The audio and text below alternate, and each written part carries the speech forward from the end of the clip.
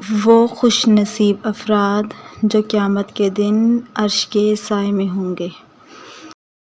اللہ کے رسول صلی اللہ علیہ وآلہ وسلم فرماتے ہیں، قیامت کے دن 3 شخص عرش الہی کے سائے میں ہوں گے، جس دن کے اس کے سائے کے سوا کوئی سایہ نہ ہوگا۔ صحابہ رضی اللہ تعالیٰ عنہ نے عرض کیا، یا رسول اللہ صلی اللہ علیہ وآلہ وسلم، وہ خوش نصیب کون ہیں؟ آپ نے فرمایا، ایک وہ جس نے میرے کسی مصیبت زدہ امتی کی پریشانی دور کی،